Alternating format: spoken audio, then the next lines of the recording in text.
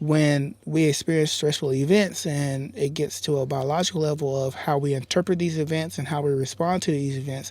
So somebody who has an anxious attachment style could have a very high stress response or sensitive stress response due to different traumas happening to them over time, and now they have low levels of cortisol, which means I stay in this stress response mode a lot longer than someone else would, and that's how maybe you would experience a stressful response and it'd be traumatic and I not, because I can come down from that activation quicker than you can and you live in it. Yeah, so the person might be feeling like they're always under attack or they're rocking on ready. Sometimes I will say to my husband and kids, I feel like I'm rocking on ready, that at any minute something's going to happen. Yep.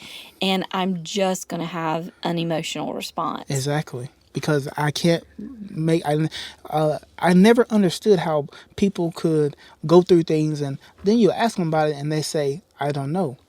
It didn't make sense to me until I read this book, until I continued to do research. It's because they couldn't put language or explanation to what was happening because their body and brain was doing something different to survive. And then it started to make sense.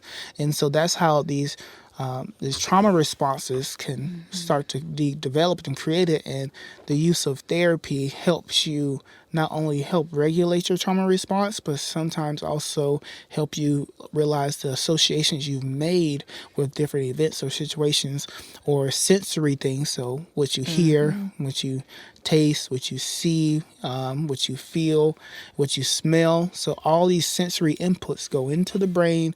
It makes so associations with it, and then if it makes an association with something that's happened before that was traumatic, now your body has this stress response.